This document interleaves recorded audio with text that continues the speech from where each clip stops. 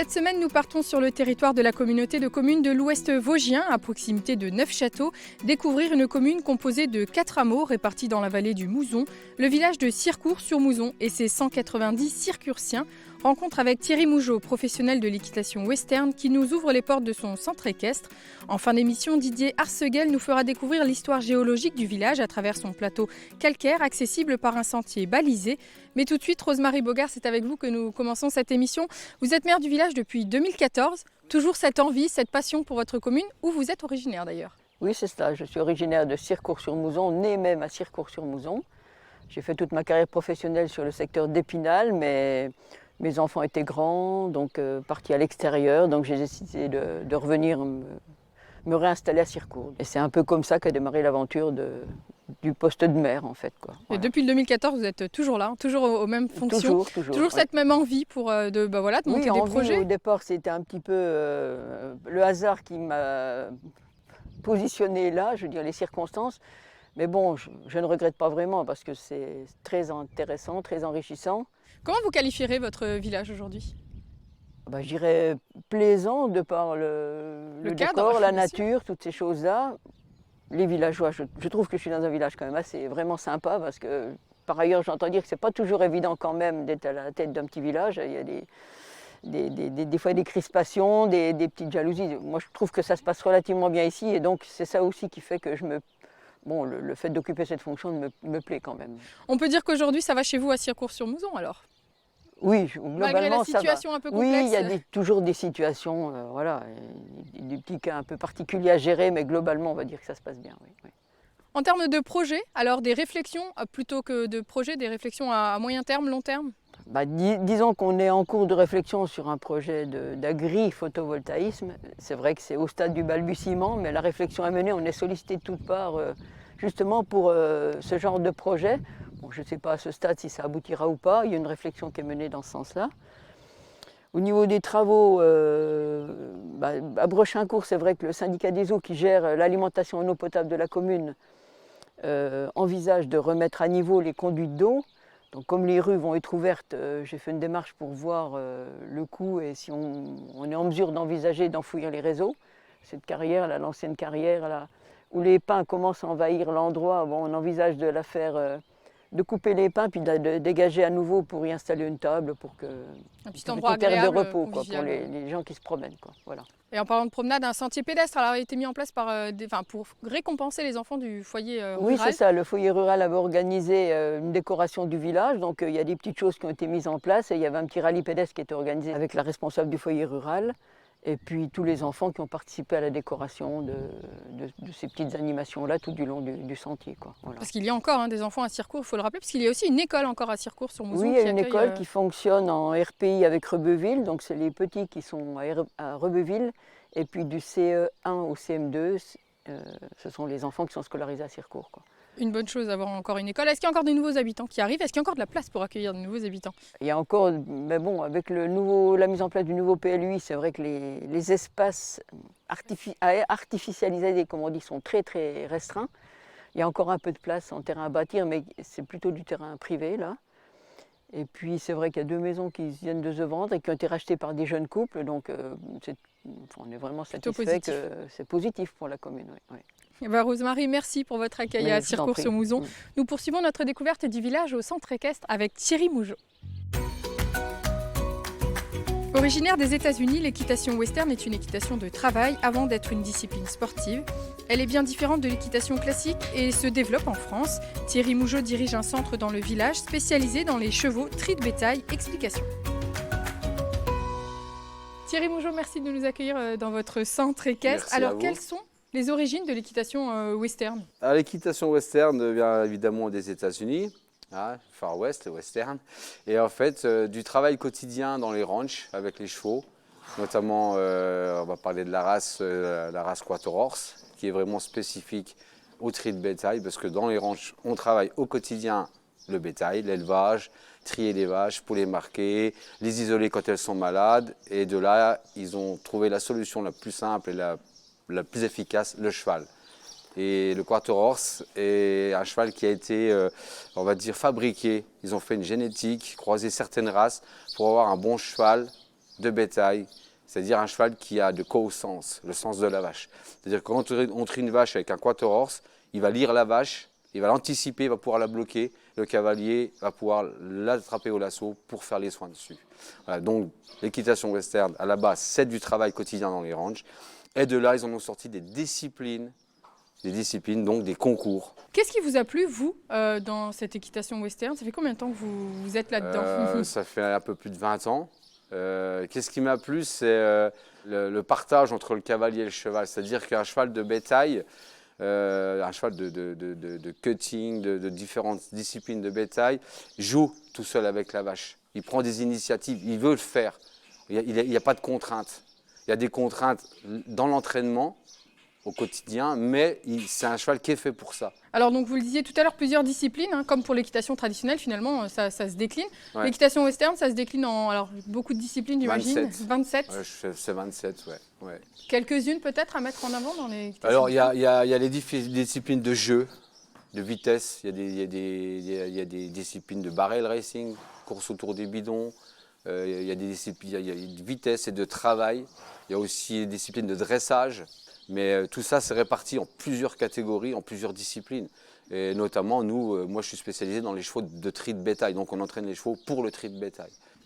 Donc, uniquement le tri de bétail, mais vous faites aussi de l'élevage dans le centre? Évidemment, on fait un peu d'élevage, de quarter horse. Nous achetons des saillies de tel ou tel étalon. On a des poulinières à l'écurie. Et on achète des saillies, ça peut être en France, en Europe, aux États-Unis, pour avoir des bons étalons, des bons poulains, avec des bons étalons derrière, quoi. Alors comme pour l'équitation traditionnelle, il y a toujours cette relation de confiance, cette osmose entre le cavalier et son cheval? C'est obligé. C'est obligé. Des fois, il y a un peu de conflit dans le travail, ce qui est normal, mais au bout, on doit avoir une osmose, c'est obligé. Pour avoir une bonne relation, sinon le cheval ne travaille pas bien. Il ne fait pas son boulot correctement. Est-ce que c'est un entraînement quotidien pour le cheval? Tout le temps. Comment ça se passe? Est-ce qu'il répète, il y a des exercices? On travaille beaucoup les assouplissements, le souffle, le cardio, beaucoup de trotting en extérieur pour les conditions physiques. C'est un athlète. C'est un athlète, donc automatiquement, il y a toute la préparation physique et la préparation mentale. C'est notamment ce qu'on parlait tout de suite, l'osmose. Si le cheval n'est pas en osmose avec le cavalier, s'il y a des contraintes en permanence et s'il n'y a pas une bonne relation, rien ne suit. Et après, donc, il se prépare à des concours, j'imagine? Des concours, ouais. Alors en France, est-ce qu'il existe beaucoup de concours? Oui, ça y est, en France, l'équitation western a bien évolué les 10 dernières années. On peut sortir tous les week-ends en concours, quasiment. Est-ce que c'est une discipline qui peut être dangereuse, alors que ce soit pour le cavalier, pour le bétail ou pour le cheval?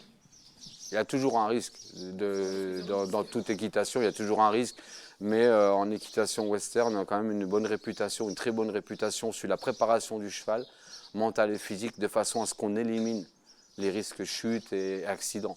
En général, moi personnellement, les chutes, on en voit très rarement, très très rarement.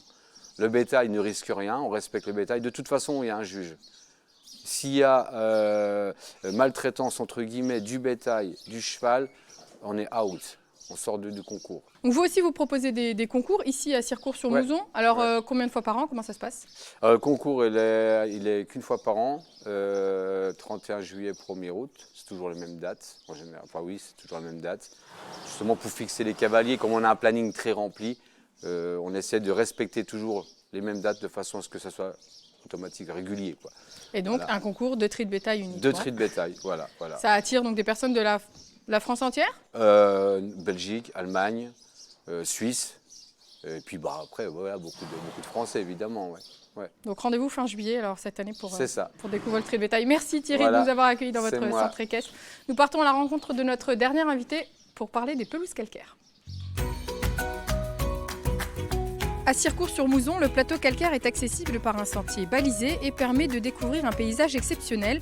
Ce site présente de nombreux intérêts environnementaux. Il est aujourd'hui protégé en étant classé dans le réseau européen Natura 2000, mais il fait aussi partie du réseau de protection Espace Naturel Sensible. Didier Segel, merci de nous accueillir. Alors, nous sommes au début du sentier de l'interprétation, on va en parler juste après.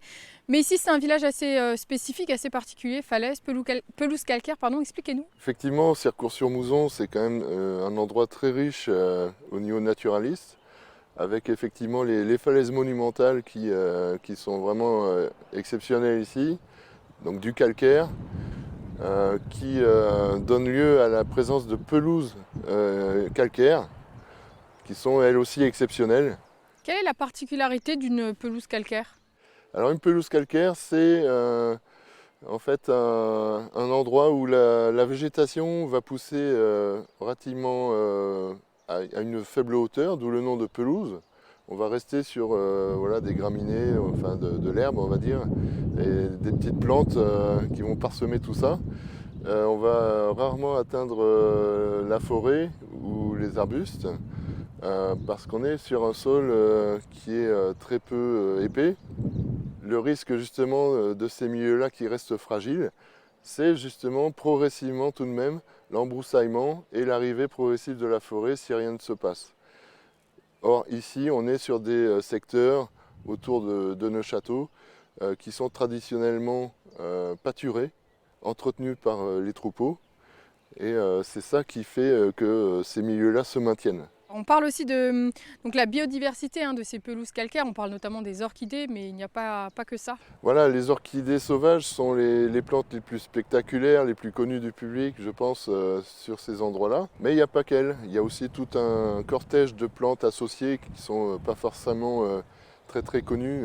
Il faut se pencher un peu plus. Et puis il faut penser aussi à tout ce qui est faune, c'est-à-dire les animaux, que ce soit beaucoup d'insectes ici, divers papillons, criquets, sauterelles, également tout ce qui est serpents, lézards. Voilà. Les reptiles sont assez présents également. Mais sans aucun risque. Sans aucun risque ou quasiment, parce que c'est vrai que la vipère qui est présente par exemple, ou la couleuvre verte et jaune, c'est des espèces qui fuient plutôt l'humain, qui sont assez farouches et qui cherchent plutôt leur tranquillité qu'autre chose. Alors on dit de ce site qu'il est protégé Natura 2000. Expliquez-nous quelles sont les spécificités de cette protection. Alors Natura 2000, c'est un réseau européen d'espaces protégés dont fait partie ce site-là. Donc c'est dire un peu la richesse qu'il y a ici. Ça a été reconnu officiellement à l'échelle de l'Europe. Chaque État en fait anime ce réseau.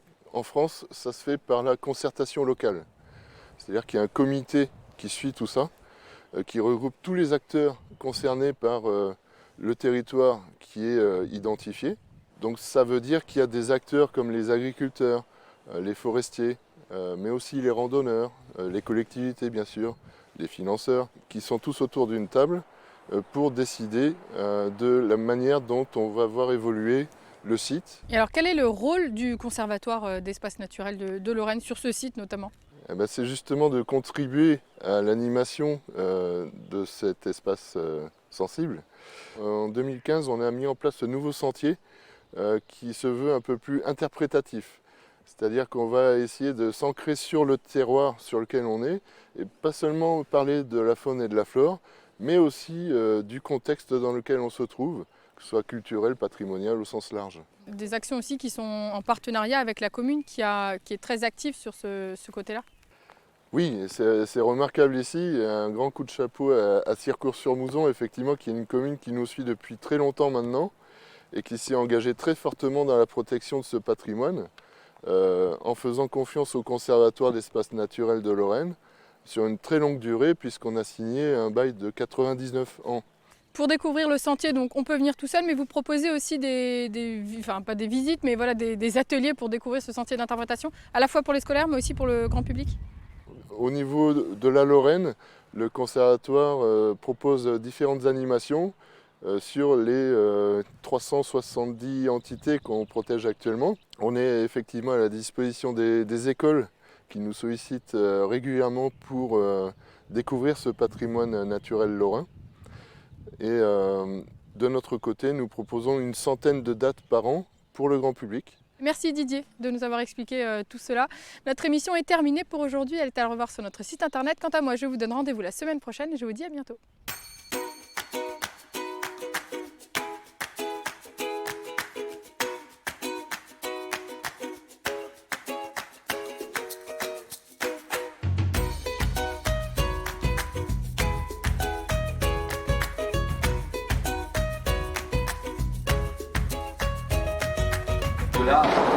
De là.